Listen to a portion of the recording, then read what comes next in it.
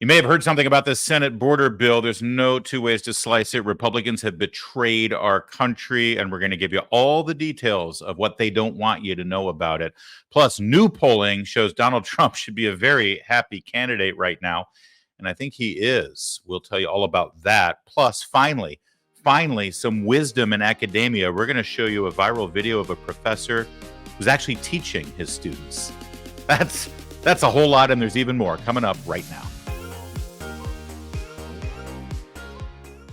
Hey, thanks for watching. It's Larry O'Connor. You can call me Larry. We're live right now on all the Town Hall media platforms, as well as on social media. Like and subscribe and share and all that stuff that you like to do. We appreciate you being there for us. And you may have noticed that we've got a new set now for the show.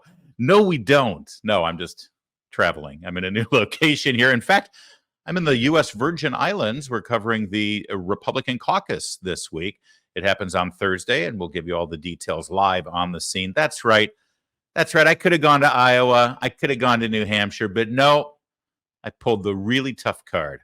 I'm in the United States Virgin Islands, St. Thomas to be exact. It's awesome. Well, over the weekend, Americans found out the Republican Party isn't really a distinct party from the Democrats. A lot of people toss the term uniparty around, and in many respects, that's exactly what we're seeing right now, at least with the leadership in the Republican Party and a small number of Republicans who have just handed a gift to Joe Biden, a gift to the Democrats, Chuck Schumer, Nancy Pelosi, a gift to the squad, a gift to people breaking the law, millions of people flooding across our southern border, violating our laws and continuing to violate our laws as they stay here. It's a gift to all of them. And it's at your expense. You're paying for this gift.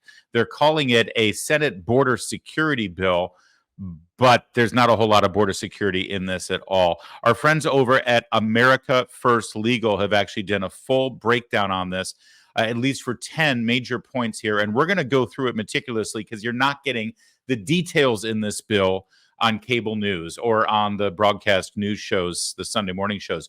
You just had senators up there patting themselves on the back, patting each other on the back, saying, yes, we finally came together and we did something important. It's going to affect all these things, but they won't tell you the details. We're going to show you the details. All right, let's start right here. It doesn't end catch and release. See, right now, the Biden policy is to catch people crossing the border illegally, write them a summons, and then release them into the country. Trump ended that policy, right? Trump ended that policy. So again, number one most important point is they don't need a new law to end catch and release. If the president wants to end catch and release, if the Secretary of Homeland Security wants to end catch and release, they can do it. But this actually does something worse than that. It facilitates catch and release for a whole lot of different populations. They're calling it the non-custodial removal proceedings. And it changes the policy that basically, here, release from custody. Aliens referred for proceedings under this section shall be released from physical custody and processed in accordance with the procedures described in this section. What does that mean?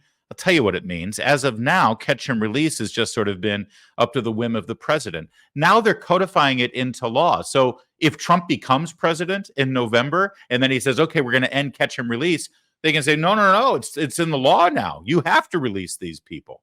Yeah, they're actually making it harder should Trump win the presidency. This isn't even about Biden right now if they pass this thing. This is about preventing Trump from securing the border. All right, number two, it exempts unaccompanied alien children, says UAC, from the new break glass removal authority. Okay, so this is the thing that you saw Lankford and McConnell doesn't do media anymore because he can't. But you'll see a lot of them saying, no, we have a break the glass emergency where the president can if it reaches a certain point of illegal crossings or even asylum requests through the legal portals, that you can break the glass because there's too many, 5,000, I think is the number that they keep saying. And then he can shut down the border. Okay, number one, false premise. They can shut down the border anytime they want. Okay, the president can declare an emergency. I know this to be true because that's exactly what Donald Trump did. You know how I know that? Because on day one, Joe Biden reversed his emergency order on the border. Okay, so of course they can do that. Now they've set that number to 5,000, but as you can see here, it exempts unaccompanied alien children. Okay, now for context, more than almost 500,000 unaccompanied alien children have come during the Biden administration. So that's 500,000 who were completely exempt from the emergency order. So if you're an unaccompanied child, which means you are controlled right now by the drug cartels and the human traffickers, the coyotes, whatever, you're going to get your free pass across the border. Now, of course, we don't want children to be wandering around the desert and the wilderness on that alien trek or that dangerous trek all by themselves. Of course we don't. You know the best way to keep children from being used as drug mules or to slip into human trafficking and go on this dangerous journey across Mexico to our border, the best way to stop that is to stop encouraging them to do it. If you say any child who shows up will not be accepted, then guess what? The children will stop coming because they're exploiting that law. They're exploiting that loophole, and now they've built it into this so-called break the glass moment. But there's another thing about that break the glass thing. 5,000 is the number that Senator Langford from Oklahoma, was throwing around. During the Obama administration, then Secretary of Homeland Security Jade Johnson said that if they had 1,000 people crossing on any given day, it was unmanageable. It was a crisis. They couldn't handle it. 1,000. Now they're codifying into law 5,000 as the emergency moment. This will be exploited. Of course it will be exploited. By the way, you know how I know for a fact that this isn't going to secure the border and there isn't anything in here that will actually improve the situation? Because Joe Biden is in support of it and Chuck Schumer is in support of it. They agreed to this. So you know that this is just going to continue the policies that they initiated in the first place. All right, number 3, does nothing to end perpetual settlement agreements that have undermined border security for decades. All right, what they mean by that is they've had these agreements with the class action lawyers make these lawsuits on behalf of a certain class of illegal aliens. They get a federal judge to agree to this, and this just allows that to continue.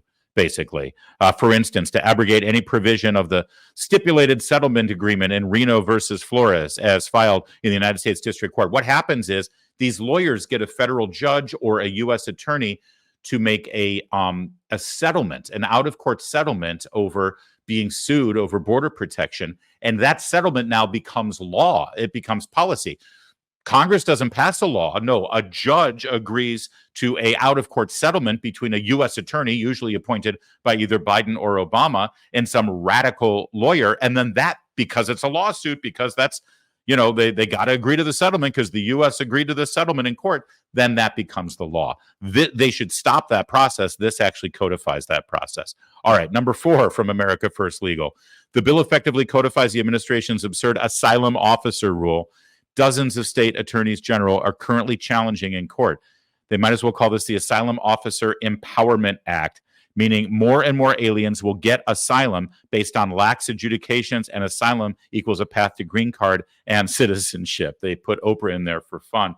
But what happens is if you've got an asylum officer that, you know, is an activist and wants to grant asylum to everybody, right? And they don't care. They're calling it lax asylum adjudications. That's not even lax. It's actually proactively. You get a judge who is also an activist, and they're going to grant asylum to everybody. And that's how you get asylum, you get a green card. You get a green card, you get citizenship. You get citizenship, you get to vote.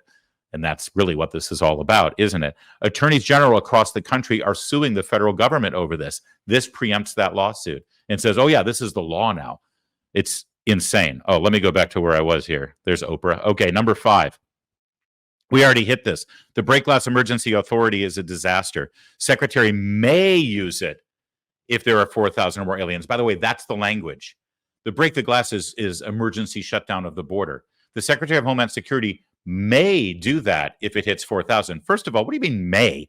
The Secretary of Homeland Security and the president may do it right now if there's 100 people crossing or 500 people crossing. Here it makes it 4,000 is May. That's 28,000 a week, 121,000 a month, 1.46 million a year.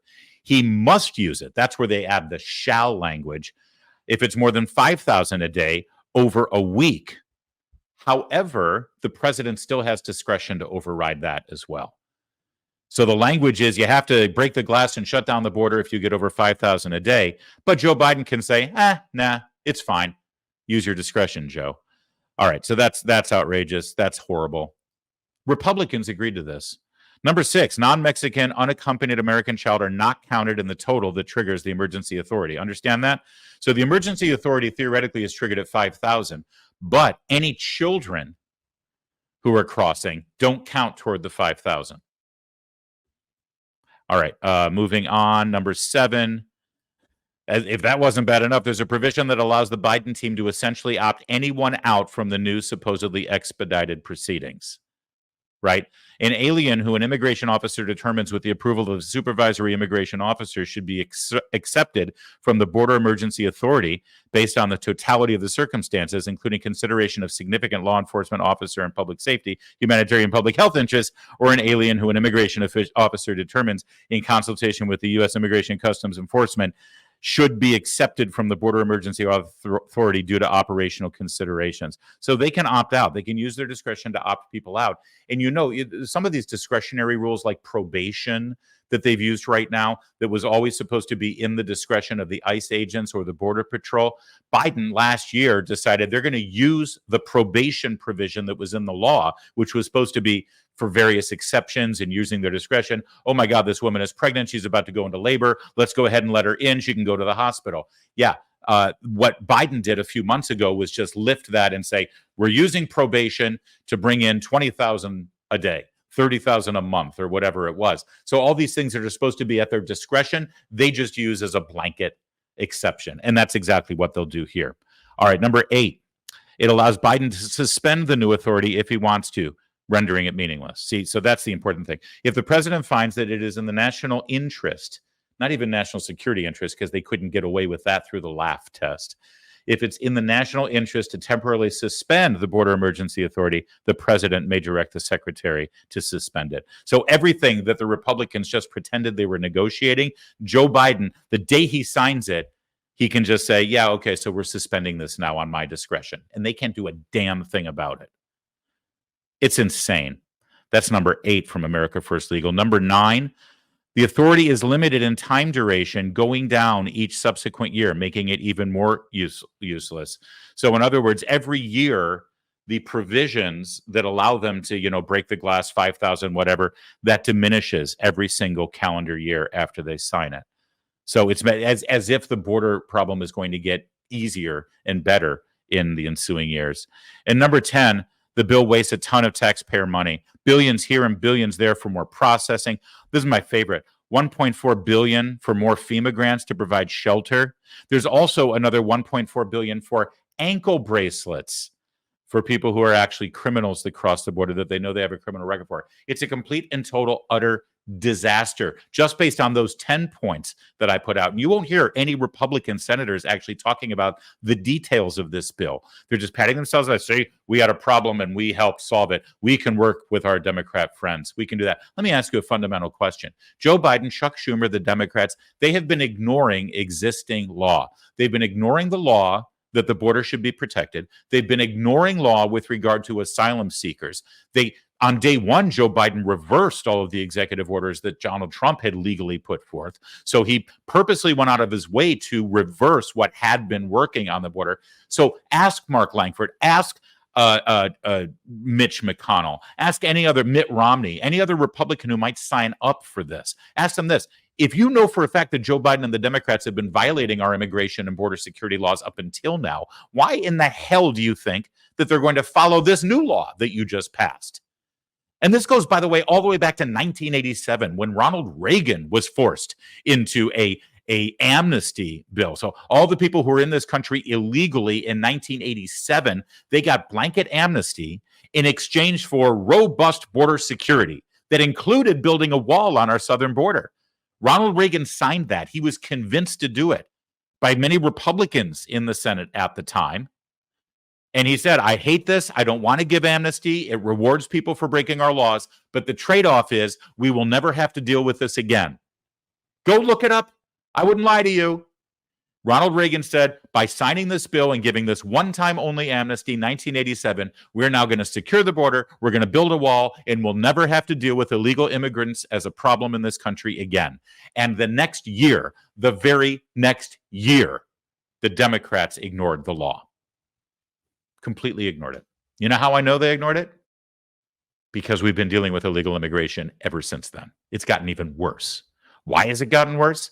Because people learned the lesson that if you come into the country illegally and you stay in the country illegally, eventually you'll get citizenship, because that's exactly what happened.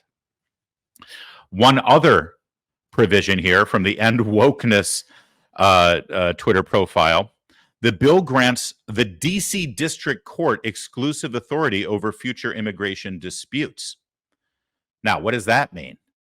You know, right now, if there's an immigration challenge that goes to court, it's often taken up in the federal district in which the challenge takes place. Oftentimes, that's in Texas. It's the 5th district, I think, down there.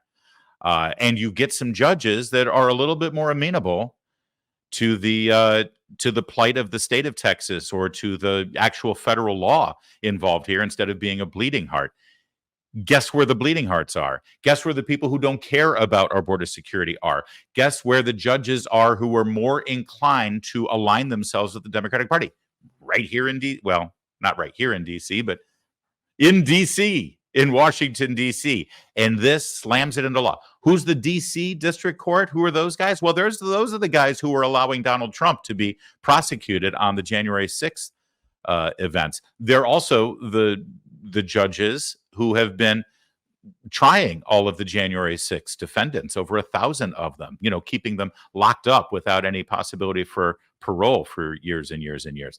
That's the D.C. District Court. D.C. District Court, if it ever goes to a jury trial, the jury pool is from Washington, D.C., where 94% of the population voted Democrat in the last presidential election. That's the court that will now see all of the immigration challenges. It's a disaster, a complete and total disaster. And how Republicans could sign up for this. But you know what? We try to be fair here. We try to give the other side their voice. So Chuck Schumer appeared on MSNBC this morning, and he spent a little time telling you why this bill is so important, why it's critical that it passes through the Senate and the House so Joe Biden can sign it into law. Let's let Chuck Schumer tell you why this is so important. We're at a turning point in America. This bill is crucial, and history will look back on it and say, did America fail itself? Why is it crucial? Well, if we don't aid Ukraine, Putin will walk all over Ukraine. Hold on a minute. Chuck Schumer's on there to talk about what now? Yes, the bill on border security. And Chuck Schumer says, here's why it's really, really important, a critical time in American history, why we have to pass this. Because we can't let Putin win in Ukraine. I'm sorry, whose border security is the focus here? And actually, I've got an answer to that. You know the old saying, money walks, BS talks. Yeah. What it means is, don't give me all your words, don't give me all your fancy ideas. Don't tell me what's going on here. Put your money where your mouth is, because money is all that matters. Well, this bill allocates $20 billion to our southern border for increased border security. That's personnel, that's hardware, that's various items. $20 billion for immediate spending on the border. It also allocates $60 billion for Ukraine. That's right. 3 times as much money goes to Ukraine so that they can protect their border from their invasion than the U.S. gets on our border and our invasion. We'll let Chuck Schumer continue here. Putin will walk all over Ukraine. We will lose the war, and we could be fighting in Eastern Europe in a NATO ally in a few years. Americans won't like that. First of all, he keeps saying we are going to lose the war in Ukraine. I mean, with all due respect, and I hate what happened to the Ukrainian people, and they are fighting vigilantly to fend off invasion, and my heart is with them. But it's not our war. Why is a sitting U.S. senator, the majority leader in the United States Senate, Chuck Schumer, saying we can't lose this war? What do you mean we? There's no war declared on us. We are not fighting. Our people aren't there fighting. Americans, this is not a war against America. What do you mean we? And the second thing he just said there, if you missed it, was if Putin wins and then he turns to a NATO country, then our troops will be fighting there. And the American people won't like that. In other words, you better keep spending money in Ukraine, because it sure would be a shame for your sons and daughters to have to be sent over there next. It's a despicable tactic from a despicable individual. All right. And then, again, asking about our border security bill, he first tells you about Ukraine. And then, if we don't help Israel defend itself against Hamas, that perpetual war will go on and on and on. If we don't help humanitarian aid to the starving Palestinians in Gaza, hundreds of thousands could starve. And so look at this. They're like, even the people at MSNBC know what's going on here. He's talking about Ukraine and Russia. He's talking about NATO. He's talking about Israel. He's talking about starving Palestinians. And so they actually take him off the screen and they put up a graphic about the actual, our border and our problem and fentanyl and what the bill does for the southern border, because that's the one thing he's not even mentioning. I think we should aid Israel in fighting Hamas. And if you really do think that American tax dollars should go to humanitarian aid for the Palestinian people, I mean, that's worthy of debate, certainly. But if that's a just cause, if Israel is a just cause and Ukraine is a just cause, why don't those bills stand on their own? Why do they have to be included in this big, broad border security bill? The American people demand action right now on the border. So while they're coming up with what they are pretending to be action, they then throw half of it in there with Ukraine, Israel, and Palestine, whatever the hell Palestine is. They're lying to you. And if these are just causes, then hey, one standalone bill, we're going to support Israel. Vote yes or no. One standalone bill, we're going to send humanitarian aid to the Palestinian children that are starving. Up or down, yes or no. One bill to help Ukraine out. We have never had one standalone bill to fund the war in Ukraine. Every single time Congress has voted to spend more money for the Ukrainian war effort, it has been part of another bill. This time it's for border security. Last time it was for hurricane relief in Florida. If it's such a just cause, why won't they just vote on it on its own? They always add it to things that people need and people want. The border, everyone has said it's chaos. A speaker, you just saw Speaker Johnson, he said it's chaos. We have to do something legislative a few months ago. But what has happened, in answer to your question, so this is crucial for America. It's a turning point. History is going to look over our shoulders and say, did we rise to the occasion? To his credit, Mitch McConnell did. But too many Republicans, including Speaker Johnson, are just scared to death of Donald Trump. Donald Trump has said he wants chaos.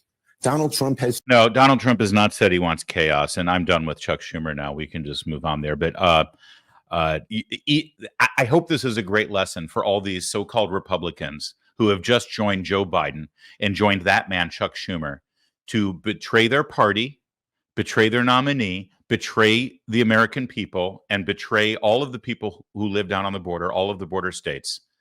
And by the way, betraying New York City and Philadelphia and Chicago, because they're bearing a huge burden right now with the illegal immigrants that have flooded through, thanks to Joe Biden. I hope the Republicans listen to what just happened, because here we are. We're in the afterglow of bipartisanship. We're in the afterglow of joining hands and singing Kumbaya and saying, see, we can actually get things done here. And within 24 hours, Chuck Schumer is there with his venom coming out of his fangs, criticizing Republicans. They're scared to death of Donald Trump. Donald Trump wants chaos. He doesn't want anything because he wants to be. Donald Trump fixed the chaos. Joe Biden has created the chaos. And the way to fix it is not with this bill that has zero demand for a border. You'll hear people say, oh, there's $500 billion for a border wall. It sets aside the money. Build it. Setting aside the money means nothing. Why isn't there a line in there that says the president of the United States shall build a border wall beginning March 1st, 2024, and it will be finished by this day? Why doesn't it say that? If they're really so into having a border wall, why don't they say that? They didn't say that because they're going to allocate the money. And the executive branch, Joe Biden, will look at that money and say, oh, that's nice. And then they will criticize Republicans, just like Chuck Schumer did. This is an absolute 100% betrayal. The entire bill is a disaster, and they're lying to you about it. But now you've spent a little bit of time with me here, and you've been educated on just those 10, 11, 12, 13 points on it that are undeniable. It's right there. It's time for you to do something about it. You live in Oklahoma. Could you let Senator James Lankford know how you feel and ask him what the hell he's doing here? You live in Utah. Let Romney know about it. Kentucky, isn't it time for Mitch McConnell to go into retirement? Yeah, I think it is too. We've got new polling that is good news for Donald Trump and very bad news for Joe Biden, but not just Joe Biden, for the Democrats who are all running on the ticket in 2024 too. I'm going to make that point a little bit later, but remember that issue here, that this is no longer just about Joe Biden. This is about every senator running as a Democrat, every congressman running as a Democrat, every governor, and everyone else down ticket who's running on the Joe Biden ticket at the top of the ticket. That might actually be a difference maker coming up if these numbers continue. So we want to get to that in a second. And also Donald Trump gave an interview this weekend, and he is acting very, very confident right now in this election. We're going to get to all of that, but let's start with Meet the Press. Steve Kornacki, he broke the news to Kristen Welker. By the way, you don't see her really in this clip, but you can hear her. She sounds like somebody just kidnapped her puppy. She sounds so sad and so distraught when she hears the news about this latest national poll between Donald Trump and Joe Biden. Let's just start with the bottom line. When you ask folks, hey, if it's the general election and it's Trump versus Biden, in our poll, Donald Trump now leads Joe Biden by 5 points. Compare that to the last time we polled back in November. Trump was ahead then, but it was only by 2 points. And it's even more significant when you look at it this way. Over time, we have been testing for 5 years now, going back to 2019, a Biden-Trump matchup. Remember, 2019, 2020, Joe Biden led. He led big in every single one of our polls. For the first time in November, Donald Trump pulled ahead in our poll, and now at 5 points, this is the biggest lead NBC has ever had in 16 polls for Donald Trump over Joe Biden. And of course, undergirding all of this is this question of, he is the incumbent, Joe Biden. We ask voters, what do you think of the job he's doing? And look at that, Kristen, 37% approve and now 60% disapprove. 60% disapprove. That's a majority. Now, the flip side of a big majority. The flip side of that, of course, is that although Donald Trump is beating Joe Biden in this poll now by 5 points, he's still under 50%. So it's not all, sunny skies and sweet smelling roses for the Trump campaign, but this is definitely very good news. Now, if you watched our segment last week about the latest battleground polling on states like Georgia and Wisconsin and Michigan and Pennsylvania, you'll know that generally speaking, we don't spend a lot of time focusing on these national polls. Let NBC News and Meet the Press do that, because we don't elect presidents based on national polling and based on the popular vote. We elect presidents based on the states, the Electoral College. That said, Steve Kornacki is right to point out how stunning this is. You saw the trend line there, the trend line for both Trump and for Joe Biden. The trend line for Donald Trump is incredibly encouraging right now. Not only is he climbing and beating Joe Biden, but he's on an upward trajectory. Now, is this because that he is such a good candidate and he's running such a great campaign? I don't think so. And let me just say, that's not his fault. He hasn't been spending a lot of time campaigning. He's been spending his time in the courtroom. And that's the most remarkable part of this entire polling result that we're getting, because he has spent the last year focusing more on fending off political attacks through the justice system than he has political attacks on the campaign trail. They have thrown over 90 charges against him, including some charges that could land him in jail for decades. Outlandish charges in 4 different jurisdictions in Miami, New York, Atlanta, and Washington, D.C., including 2 sets of indictments from a special prosecutor, Jack Smith, for election interference on January 6th, and then for the classified documents case down at Mar-a-Lago. He has had to endure something that no political candidate has ever had to deal with in the history of our country, and he's still beating an incumbent president by 5 points. So much of it is really because Joe Biden is that bad, and the situation in our country is that bad. And also, any sentient human being looking at Joe Biden's performance right now and the way he speaks and the way he walks and the way he mumbles and mutters and slurs and can't really keep a thought straight in his head, every American who's honest with themselves know that it's time for him to go. He doesn't instill confidence. Add to that the fact that the one thing we were told he was an expert on was national security and foreign affairs, and the world feels like it's on the brink of World War III right now since he became president, with wars everywhere and Americans getting killed by Iranian proxy terrorist groups. I mean, by every objective measure, we are not better off than we were 4 years ago, unless your main concern is mean tweets. So because of all of that, Donald Trump, yes, is doing incredibly well. Also, I think that most Americans watching the criminal process play out, the judicial process play out against Donald Trump, if they are paying attention, they see these charges for what they are, completely politically motivated attacks, where Joe Biden and the Democrats who have been running things in the justice system, and certainly the Democrat state's attorneys and district attorneys in New York and Atlanta, they have employed political judicial attacks, lawfare against the president of the United States. He can't beat him at the battle box. We'll just disqualify him. Colorado Supreme Court, we're going to take him off the ballot so you don't even have a chance to vote for him. Same with Maine, same with Michigan. That's being heard by the Supreme Court this week. Most Americans who are paying attention to the legal attacks on Donald Trump see them as the political witch hunts that they are. And that's critically important. It is, to really bring this into context and recognize, geez, why is he doing so well? We'll tell you why. Because people see right through what you're doing to him. And he seems like the victim in all of it to a lot of people. Plus, add to the fact that through the Republican primary process, you had really well-funded candidates throwing everything they could at him, and they couldn't leave a mark. He's actually gone through and won in Iowa and won in New Hampshire. This week, he'll be battling in the Nevada and the U.S. Virgin Island caucuses. And then in 2 weeks, it'll be the South Carolina primary. And he seems pretty unstoppable right now because people are voting for him, because he's actually quite popular with his party. And that's a huge chunk of the American electorate.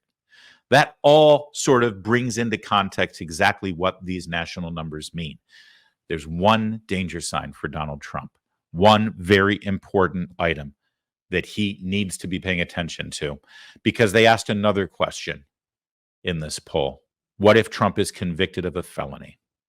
And look at what happens to the poll then. And we did ask this question, Kristen. If one of these cases this year ends in a conviction, a felony conviction for former President Trump, would that change your vote? 45% said in that scenario, they vote for Biden, 43% for Trump. This is also something the Biden campaign obviously hoping for, although it's a long history in polling of asking folks about hypotheticals and them actually reacting a little differently when it actually happens. A little bit of a game changer, but still incredibly close. Oh, it's a game changer. That's exactly what we need. And by the way, that's the strategy. Let's face it. That's what they're counting on. And Kornacki's right about this, asking a hypothetical. Until you listen, if you had asked a year ago if Donald Trump is facing, 90 counts, including felony charges of obstruction of justice and hiding state secrets, violating the Espionage Act because of keeping classified documents, so-called, down in Mar-a-Lago, would you bet? Probably a year ago, people would have said, hell no, I'm not going to go anywhere near that. But look where we are now. For the last year now, whenever we see a really good political news cycle for Donald Trump or a really bad political news cycle for Joe Biden, when the IRS whistleblowers came out against Hunter Biden, or when we had the Oversight Committee bring up impeachment charges bring up the impeachment discussion, I should say, against Joe Biden, and all of the Hunter Biden scandal stuff that we've seen. Whenever that happens, within 3 or 4 days, we saw an indictment against Donald Trump. Remember that? It was uncanny. It was uncanny. Every single time there was a bad news cycle for Joe Biden, anytime his scandals started to bubble up, boom, Trump got indicted. And now here we are, Donald Trump, with his biggest lead ever in a national poll, going all the way back to when he was president in 2019. He's beating Joe Biden by 5 points. And the one data point the Democrats and Biden can latch onto is that if he's convicted of a felony, then Biden wins. Well, I guess you know what happens next. Look for a conviction coming soon. to a courtroom near you. Meanwhile, for his part, Donald Trump is acting like a very confident campaigner. He appeared on Fox News with Maria Bartiromo. Let's take a look. The Republican Party under Trump has become a tremendous success. Are you going to be able to flip blue states like in New York and in New Jersey? There's a rumor you're going to do a rally in the South Bronx. I think so, yeah. I think I will do that. And when are you going to do that? I think I'll do one maybe at Madison Square Garden, too. I think we have a chance. New York has changed a lot in the last 2 years. We have migrants all over the street. They're living on Madison Avenue. I mean, nobody can believe what's happened to New York. The people of New York are angry. People that would have never voted for me because I'm a Republican. I mean, they're Democrats. Their parents would never, they vote for Democrats. I think they're going to vote for me. So I think we're going to give New York a heavy shot. They're very unhappy in New York, what's happening. And they're unhappy with the crime. You take a look at the crime in New York, it's at record levels. The other thing is, and very importantly, New Jersey. I think New Jersey can be flipped. I think that Virginia can be flipped. I think that New Mexico can be flipped. And I think Minnesota can be flipped. And I'm not even sure that everything can't be flipped. Yeah, I mean, you got to love that confident. We can flip it all. It'll be a 50-state sweep. And, okay. Let me just say, though, if Trump and his close advisors and strategists, if their plan here is to spend a lot of money trying to flip New York and New Jersey, instead of continuing to focus on Pennsylvania and Michigan and Georgia and Wisconsin, I think you might want to rethink that strategy. Let's build up leads there first, okay? That said, if things are looking good in those states and you can force Joe Biden and the Democrats to spend money in New Jersey, spend money in New York, and certainly in Virginia, where we have a Republican governor who just won running against Biden policies, if you can force them to spend money and time and energy there, that's money and time and energy they're not spending in Michigan and Georgia and Arizona. So he's got a point about this. He does. He was also asked specifically about Ronna Romney McDaniel. She is the chairwoman of the RNC. She's enjoyed support from Donald Trump pretty much the entire time she's been the chairwoman of the RNC. The president of the United States is the de facto leader of the party. And so he can basically put in place whoever he wants as the chairman. That's how Ronna McDaniel got the gig in the first place. But let's face it, as we've discussed quite a bit here on this program, it hasn't been a good news cycle for the last several months for Ronna McDaniel. And she doesn't have a huge track record of victory. So what will Donald Trump do? Should he get the nomination and move forward with the RNC? I think she did great when she ran Michigan for me. I think she did okay initially in the RNC. I would say right now there'll probably be some changes made. I think that's a very, very smooth way of saying that Ronna McDaniel needs to be looking for her next gig. I don't know why, when she was facing re-election and really facing some opposition this last time around, why she decided to run again anyway. She's served as the chairperson of the Republican National Committee longer than anyone else. It's not supposed to be a career job. And she had a window of opportunity there with an open Senate seat in her home state of Michigan to actually say, you know what, I've done my job as the chairwoman of the RNC. I'm now going to be the Republican nominee for the U.S. Senate. If you want to further your political career, do that and actually make a difference for the party, because you get rid of a Democrat currently in the Senate, replaced with a Republican, and that would help our majority in the Senate. She's well-funded and relatively liked, I think, in her home state. Why didn't she do that? It's too late now. Now it's not going to end well, I don't think, for her. Not when you've lost Donald Trump to that extent. That was hardly a ringing endorsement. All right, and then there's this. He sort of ended his interview on Fox with basically a last pitch, a pitch to the American people about where we are right now and what he's wanting to do. And I want you to watch this, because this is sort of a great encapsulation of what I'm guessing his political message will be as we move forward toward November. I'm doing this for the country. I didn't need this. I could have had the greatest life. Look at this. I could have had a nice time instead of doing a nice, fair, but tough interview with you. I could have had a very nice time in my life. I could have enjoyed it. But I enjoy it anyway, because we're going to make America great again. This country is failing. This nation is failing.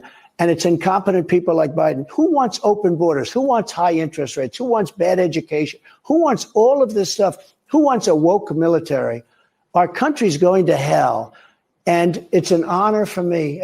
I really say, anytime I get indicted, it's an honor because I'm doing it for you. And the people agree with it. That's strong. It's powerful. And is it me, or is Donald Trump better as a candidate when he's not running as an incumbent? When he is running against the bad ideas and bad policies that are currently in place. When he ran in 2016, he was running against 8 years of Obama and the dystopian nightmare that would have happened should Hillary Clinton win the presidency. And when he ran in 2020, first of all, we had the pandemic, we had COVID, we had shenanigans with an unprecedented new election protocol for mail-in ballots and drop-off boxes and all that. He set all of that aside. His message was keep America great, right? His message was we've had 4 great years, even though we were in the middle of the pandemic, and let's keep the good times rolling. He's not as good at that. What you just saw from Donald Trump will be his message between now and Election Day, and it resonates, especially when he said, I don't need this. I got my mansion. I got my beautiful model wife. I've got my kids. I can relax. And every time they indict me, it's an honor because I'm doing this for you. That's great. That's powerful. By the way, one other thing that I want to mention. He sat with Maria Bartiromo, Fox News, engaging, energetic, on top of his game. I've interviewed the man several times. That's how he always is. He has facts at his fingertips. He doesn't use notes. I've never seen Donald Trump use notes in an interview. Press conference, yes. Not during an interview, not in a one-on-one sitting like that. He never uses notes, and you can ask him anything, and he'll have something to say about it. And it'll be engaging, and it'll be newsworthy usually. I asked him what his favorite restaurant in D.C. was, and it made news. So contrast that and what you just saw from Donald Trump, who is 78 years old, with what you see on a daily basis from Joe Biden. Not uncoincidentally, by the way, it was just announced that Joe Biden declined an invitation to be interviewed during the Super Bowl halftime show. It's kind of become a tradition that the sitting president is interviewed by the lead anchor of whatever network is broadcasting the Super Bowl. In this case, it would be CBS. So it would be softballs from Norah O'Donnell, or he could have even insisted in saying, no, give me Gayle King. Give me Oprah's best girlfriend. I'll answer her questions. And CBS, I'm sure, would have done it. And he declined. They refused to sit for an interview in this news cycle at the Super Bowl, where he would have been seen by tens of 50 million people or more, 50 million households. That means a lot more people. Why would he do that? Why would he refuse to do that interview in an election year? And the answer is clear, because he just can't. He physically, mentally can't do what you just saw Donald Trump do. And Donald Trump is only 2 years younger than Joe Biden. I know he's old, but there's more going on there than just his age. There's something going on. A lot of people are concerned with the current state of American education, and you have reason to be concerned, especially higher education, right? We've been talking about what's going on our college campuses, at our Ivy League schools, just absolute nightmare. And there's a perception of what we imagine most college professors are like. You know, crazy Marxists who are obsessed with race, and they're woke, and they would probably persecute and attack anybody on campus who's a conservative or doesn't think like your typical blue-haired TikTok woke, bisexual and non-gender specific sort of ranty little kid, right? And that's probably true for the most part. But there's a viral video going around that I really want you to watch. It's a college professor, and he's using the Socratic message to actually challenge his students' perception of a current news item, that's J.K. Rowling, and how she's being attacked by people on the left, specifically the gender ideology crowd. Watch how this plays out. Talk about J.K. Rowling? So what's going on with that? What do you want to know? She's had a pretty controversial past. I just want to know, like, what are your thoughts on it? Like, do you still like her work despite her bigoted opinions? So let's get specific, though. Let's define bigoted opinions. What opinions are bigoted?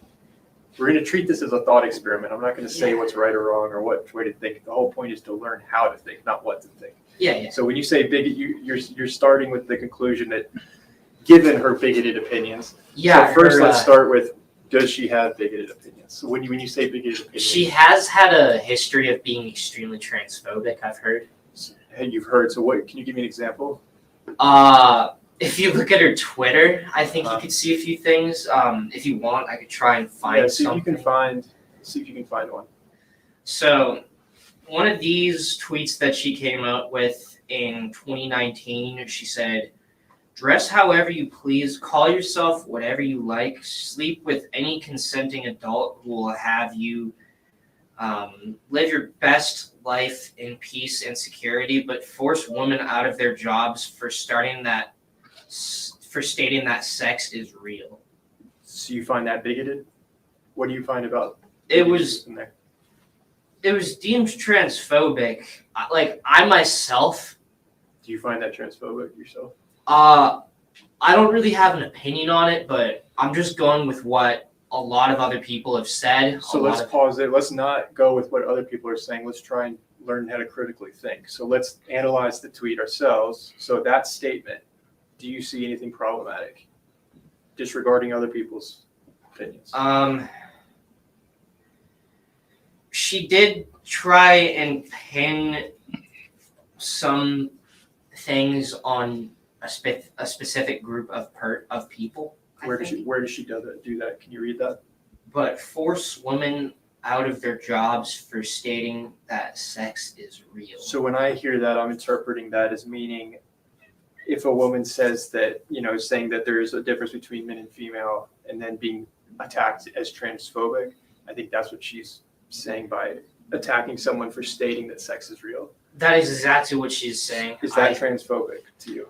So, to me, no. Stating that sex is real is not transphobic. It's just a fact of life. It exists. So is there anything you disagree with in that tweet?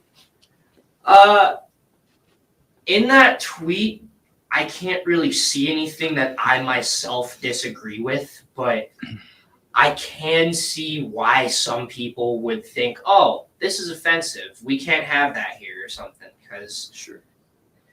There's an apology tweet. Let's read that. What did she say there? I haven't read that. "I respect every trans person's right to live any way that feels authentic and comfortable to them. I'd march with you if you were discriminated against on the basis of being trans. At the same time, my life has been shaped by being female. I do not believe it is hateful to say so." You see anything problematic there? She's apologizing, so no, not really. If I could read it again. It sounds like a very similar statement as what she was just saying. She's basically saying, like, I have nothing, to me, this is what I interpret it as, I have nothing against someone being trans. Exactly. Live your life, but you just don't get to impose on you can live how you want, I can live how I want. Yeah. And let's all, Exactly. So I guess now that we're looking at it like, oh, there's not much difference between me or her, do you think it's fair that that she's being attacked by a large group of people and people are calling her, like you said at the beginning of this conversation, you said, given the fact that J.K. Rowling is transphobic, how do you feel about Harry Potter? Now, retroactively looking at that statement, do you think that was the best way to phrase? No, I feel like an idiot now. It's okay though, but this is why we do this, to learn how to think. That was so great. That was so great. And I know a lot of people are looking at this like, wow, there's one professor who does that. And it's like a unicorn moment, right? It's like there's one professor who doesn't buy into the woke crap. And sadly, it probably is a unicorn moment. It shouldn't be. Don't you want a situation where every professor on every college campus behaves this way and utilizes a Socratic method? For those of you who don't know what that means, it's like, if you think about it, if you go back and watch that clip, and I do want you to watch it again, he mostly just asks questions. He just challenges the person to think and to back up the presuppositions that he already has, right? It started out with, given the bigoted remarks that J.K. Rowling has made, do you still feel the same about Harry Potter? It's like, whoa. There's a whole lot built in there. Let's break this down. Because you take for granted that the person's a bigot, right? And even the part, before I get too ahead of myself, the person's name is Warren Smith. He actually has a YouTube channel. Subscribe. I have subscribed, as you can see. It's called Secret Scholar Society. I mean, it feels like, almost like the Robin Williams character from Dead Poets Society, right? Secret Scholar Society is what it's called on YouTube. Please subscribe to it. His name is Warren Smith. And even during the moments where it looks as though he's injecting his opinion on things, if you go back and watch it again, you'll see that he doesn't. He can just say, well, it appears to me, based on what you said and based on what you quoted from J.K. Rowling, that she's saying this. Now, does that seem bigoted to you? He's never saying, she's not a bigot, leave her alone. She doesn't say that. He never said. I can tell you right now, I have no idea what Warren Smith, the human being, the man, thinks about J.K. Rowling, because he never actually said it.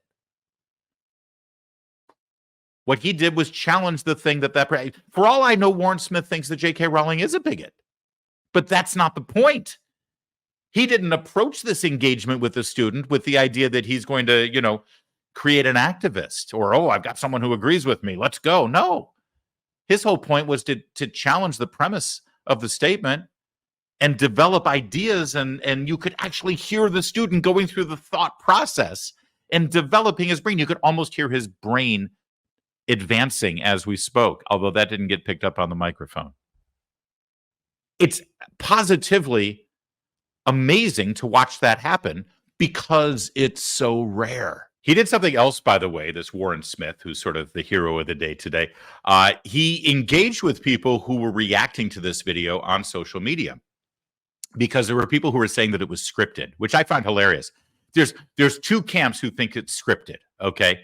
There's the camp that thinks, people like me who can't believe this would happen in a classroom in America anymore, that there really is a teacher like this, right? And it's like, this can't be real. This can't be real. There's also people who think it's scripted from the student's perspective. It's like, well, I can't believe that a student would do this, that they don't know why J.K. Rowling's bigoted, that they didn't have better answers, there's no way that, no. I think that both things are true, that Warren Smith really is. If you look at his YouTube channel, this is the stuff that he's been engaged in and doing, number one. But also, number two, I think that there are untold number of college students and high school students and members of Congress who have these predetermined notions about things. They just take for granted. Oh, well, Republicans are racist after all, right?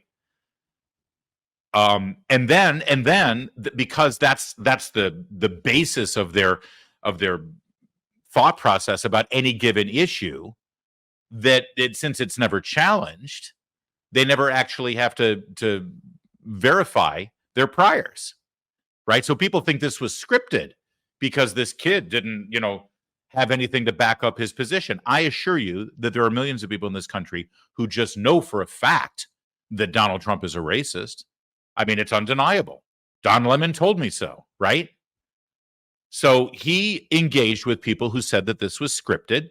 And watch, not just what he has to say, but again, how he engages with people who are commenting and pushing back and criticizing.